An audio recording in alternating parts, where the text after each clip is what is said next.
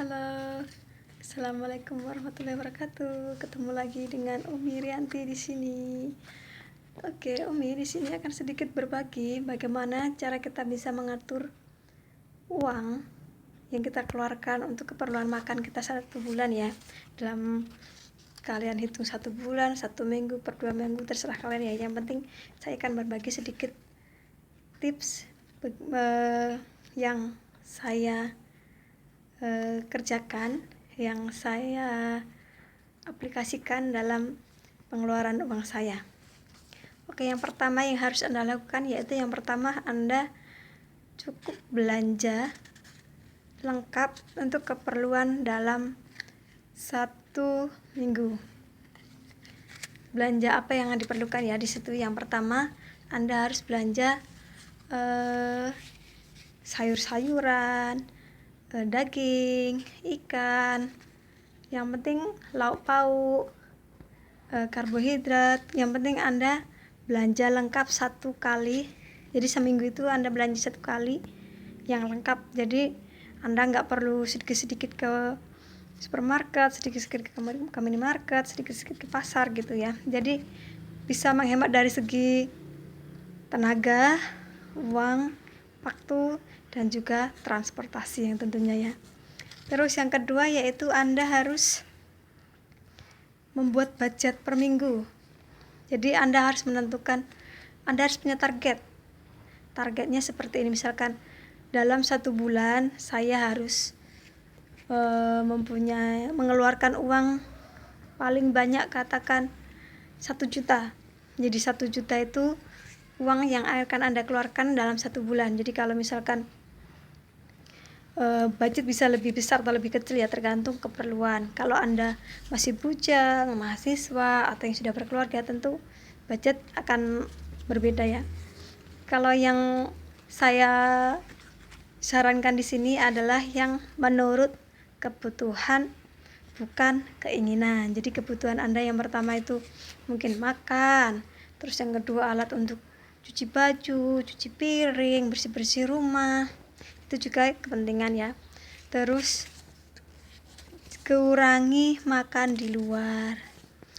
Yang tip ketiga yaitu kurangi makan di luar. Misalkan Anda ini kerja dari pagi jam 7 sampai jam 4. Tentu di sela-sela itu ada yang namanya makan siang ya. Makan siang lebih baik Anda bawa bekal dari rumah. Anda nggak perlu sih setiap hari terus masak pagi bangun tidur panas, enggak.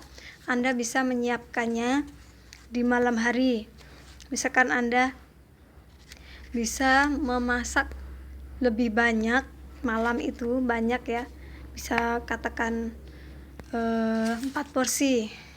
Jadi Anda masak itu malam, terus pagi tinggal diangetin aja sih, kalau perlu diangetin, kalau enggak juga enggak apa-apa. Terus tinggal bawa bekal. Jadi bekal itu adalah salah satu trik yang sangat mengurangi pengeluaran Anda untuk makan di luar. Terus tips yang ketiga yaitu kita harus membandingkan produk yang serupa, fungsi sama, isi sama dengan produk yang lainnya.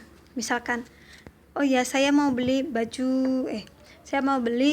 sabun pencuci baju, ada merek A dengan merek B. Bandingkan dari harganya mana yang lebih murah, dari kemasannya mana yang lebih ekonomis, dan yang penting sesuai keperluan. Kalau misalkan keperluannya dalam 1 bulan itu 1000 gram 1 kilo, ya kita sekalian beli yang 1 kilo aja daripada kita beli yang kemasan kecil-kecil itu akan lebih boros ya. Memang kelihatannya murah, tapi dibandingkan yang kemasan besar itu ada yang lebih murah lagi. Terus yang kelima yaitu Anda harus masak sendiri. Anda harus rajin-rajin untuk memasak sendiri. Masak nggak perlu ribet-ribet ya, yang penting Anda bisa makan, enak untuk Anda, dan yang penting tetap sehat. Dari kita kan belum tentu tahu ya makanan yang dimasak di luar itu seperti apa.